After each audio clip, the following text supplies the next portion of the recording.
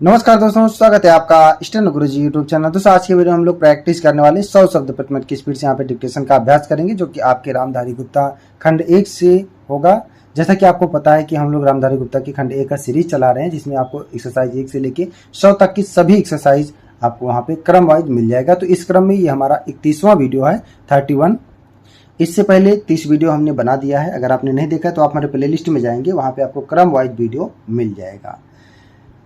तो अगर वीडियो पसंद आए तो वीडियो को लाइक कर देना। चैनल पर पहली बार आए तो सब्सक्राइब करके नोटिफिकेशन बेल ला रखना, जिससे इंपॉर्टेंट वीडियो आपसे मिस ना हो। अपने दोस्तों के साथ भी शेयर करना। और इसमें जो आउटलाइन आपको दिख रही है वो ऋषि प्रणाली में है, ठीक है।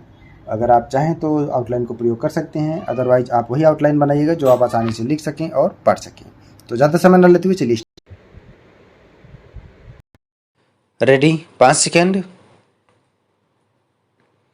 स्टार्ट। अध्यक्ष महोदय, वह हिम्मत करे जिससे देश में जमीन जोतने वाले को मिले और जो मेहनत नहीं करते उनसे जमीन लेकर उसका बंटवारा कर दिया जाए। मुझे आश्चर्य हुआ जब मैंने इस प्रतिवेदन को आरंभ से अंत तक देखने की कोशिश की और इसमें अंग्रेजी का इतना समर्थन मेरी समझ के बाहर की बात थी। अंग्रेजी के समर्थन के साथ रोमन लिपि तक का समर्थन किया गया है। जब हमारे संविधान में देवनागरी लिपि को राष्ट्रीय लिपि माना गया है और आज भी हिंदी देवनागरी लिपि में लिखी जाती है, मराठी देवनागरी लिपि में लिखी जाती है। अन्य भाषाएं अपनी अपनी लिपि में लिखी जाती हैं। रोमन लिपि के लिए इस आयोग की रिपोर्ट में किस प्रकार कहा गया? रोमन लिपि की बात कैसे इसमें आई, यह मैं कम से कम नहीं समझ पाया। पर एक बात देखने योग्य है कि अंग्रेजी का इतना समर्थन होने के बाद भी कई विदेशी विशेषज्ञ इस आयोग के सदस्य होने पर भी अंत में उन्होंने भी माना कि अंततोगत्वा शिक्षा का माध्यम प्रादेशिक भाषाएं होंगी। आयोग को यह भी मानना पड़ा कि अंग्रेजी के माध्यम रहने से देश की हानि हो रही है और संसार के किसी भी देश में ऐसी स्थिति नहीं है। आयोग स्वयं इस बात को स्वीकार करता है कि इस प्रकार विदेशी भाषा के माध्यम से हमारे देश की कितनी हानि हो रही है। मैं त्रिसूत्री भाषा फार्मूले का समर्थक हूँ। हिंदी साहित्य सम्मेलन, जो हिंदी की सर्वमान्य संस्था है जिसका इस समय मैं अध्यक्ष हूँ, उस सम्मेलन ने भी त्रिभाषा फार्मूले को स्वीकार किया। यद्यपि हम यह उचित समझते थे कि द्विभाषा फार्मूला रहता, एक मातृभाषा और दूसरी राष्ट्रभाषा, लेकिन हमें इस बात का भय था कि यदि द्विभाषा फार्मूला रहेगा तो मातृभाषा और अंग्रेजी रहेगी। इसलिए हमने विवश होकर, प्रेम से नहीं, उत्साह से नहीं, बल्कि लाचार होकर त्रिभाषा फार्मूला स्वीकार किया कि मातृभाषा रहे, हिंदी रहे और तीसरी भाषा अंग्रेजी या कोई भी दूसरी भाषा रह सकती है। कहा जा सकता है कि हमारे यहाँ अभी स्नातकोत्तर पढ़ाई के लिए पर्याप्त साहित्य नहीं है। बड़ी गलत बात है। यह अभी सरकार के द्वारा ही कुछ महीने पहले यहाँ पर एक प्रदर्शनी हुई थी।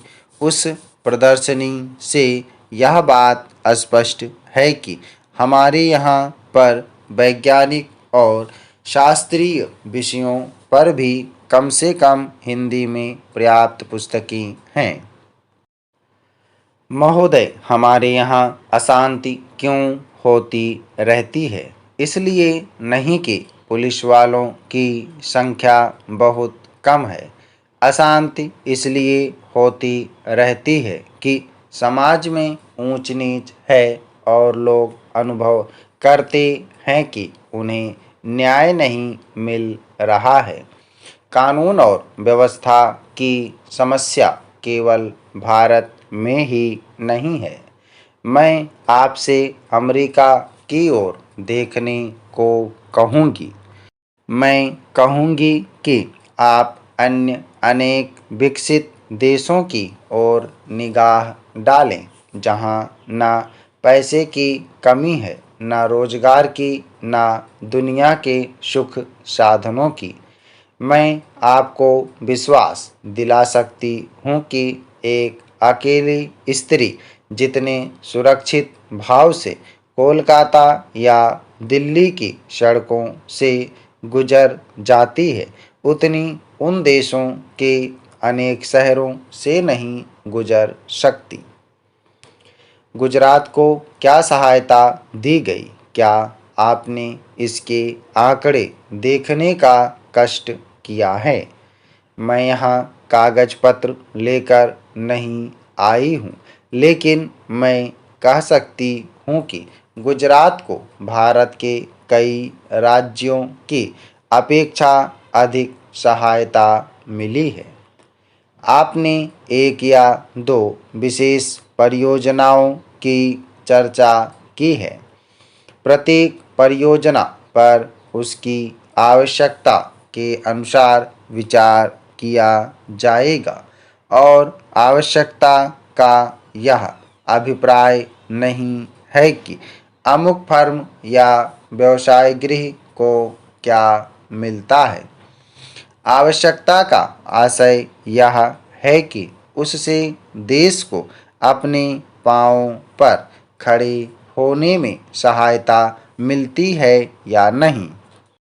हमें उर्वरकों की आवश्यकता है। हम उन्हें प्राप्त करने के लिए सभी संभव उपाय कर रहे हैं, लेकिन हम विदेशी कंपनियों के हाथ बिककर उर्वरक नहीं पाना चाहते और जब तक मैं सत्तारूढ़ हूँ, मैं ऐसा नहीं होने दूंगी, चाहे कैसा भी दबाव क्यों ना पड़े। अगर आप चीखना चाहते हैं तो विश्वास रखिए, आप मुझसे ज़्यादा ज़ोर से नहीं चीख सकते। इसका मुझे आपसे कहीं ज़्यादा अनुभव है। प्रत्येक मामले को तब तय किया जाएगा जब वह विचार के लिए उठाया जाएगा। जहाँ तक टाटा परियोजना का संबंध है, वह योजना अभी सरकार के सामने नहीं आई है। यदि वह आएगी तो उस पर वैसी अन्य योजनाओं की तरह समुचित विचार किया जाएगा। अतीत में हमने कई बातों पर जल्दबाजी से काम लिया और आज हम उसका फल भुगत रहे हैं। आप महानुभावों को इस पर लिखी गई अनेक पुस्तकों के नाम बता सकती हूँ, जिनके लेखक ना तो भारतीय हैं और ना ही आदर्शवादी। महोदय, प्रत्येक कदम फूंक फूंक कर रखना होता है और हो सकता है कि हम कुछ वर्ष गंवा दें, लेकिन स्वतंत्रता गंवाने की अपेक्षा वह अच्छा होगा। स्वतंत्रता का अर्थ केवल अपनी सरकार होना नहीं होता, बल्कि उसका अर्थ होता है कि हम निर्णय स्वयं कर सकें। हो सकता है कि वे निर्णय गलत हों, लेकिन वे हमारे निर्णय भारत के निर्णय होने चाहिए। हमें कपड़ा उद्योग की समस्याओं का भी ध्यान है। हमने आधुनिकीकरण के लिए विदेशी सहायता की आवश्यकता को स्वीकार किया है। योजना आयोग ने कपड़ा उद्योग के लिए एक कार्यकारी दल नियुक्त किया था, जिसने इसकी समस्याओं पर विचार किया। सिद्धांत रूप में यह निर्णय किया गया कि वित्तीय अभिकरणों के द्वारा धन उपलब्ध कराया जाए। हम अब वित्तीय संस्थाओं से बातचीत कर रहे हैं कि इन उद्देश्यों के लिए उधार की शर्तें कैसे उदार बनाई जा सकती हैं। आपने बंगलुरु की घटनाओं और बम्बई में लिए गए हमारे कुछ निर्णयों की भी चर्चा की है। आप यह भूल गए हैं कि वे निर्णय वास्तव में कांग्रेस द्वारा पिछले आम चुनावों के शीघ्र बाद किए गए थे। उन पर कार्य समिति में विचार विमर्श और एक राय से सहमति हुई थी और बाद में उन्हें अखिल भारतीय कांग्रेस कमेटी ने स्वीकार किया था। बंगलुरु में हमने केवल मोटे तौर पर नए सिरे से दिशा निर्देश दिया था। इसमें कोई संदेह नहीं कि जब तक देश उस दिशा की ओर ना बढ़े तब तक वह प्रगति नहीं कर सकता। स्टॉप। ओके दोस्तों, आप लोग इसको प्रैक्टिस करिएगा। सभी लोग मैटर को प्रैक्टिस और ट्रांसक्राइब करेंगे। डिक्टेशन को एक बार लिखेंगे, उसके बाद रीडिंग करेंगे, उसके बाद ट्रांसक्राइब करेंगे। रीडिंग करना बहुत ज़रूरी है और रीडिंग करते समय जो भी आउटलाइन आपको समझ में नहीं आ रही है या कुछ आपने लिख दिया है और पढ़ने में नहीं आ रहा तो उसको पॉइंट आउट करिए और PDF से देखिए कि आपने क्या लिखा है। फिर उसको बार बार प्रैक्टिस करिए ताकि अगली बार जब वो आउटलाइन आपके डिक्टेशन में आए तो आपका हाथ ना रुके और आपको पढ़ने में दिक्कत ना हो। 100 शब्द प्रति मिनट की स्पीड से, जिसमें आपका पंक्चुएशन भी शामिल है। उम्मीद है कि दोस्तों वीडियो आपको पसंद आया होगा, तो वीडियो को लाइक कर देना और अगर अभी तक आपने हमारे चैनल को सब्सक्राइब नहीं किया तो प्लीज़ सब्सक्राइब करके नोटिफिकेशन बेल ऑन करना। और दोस्तों, अगर आप डेली डिक्टेशन चाहते हैं तो आप चाहें तो चैनल का मेंबरशिप ले सकते हैं या हमारे पेड ग्रुप को ज्वाइन कर सकते हैं। अधिक जानकारी के लिए आप हमें मेल कर सकते हैं। हमारी मेल ID है studyforstenographer@gmail.com। अपना बहुमूल्य सुझाव हमें कमेंट बॉक्स में जरूर देना। वीडियो को पूरा देखने के लिए बहुत बहुत धन्यवाद। Thanks for watching. जय हिंद, जय भारत।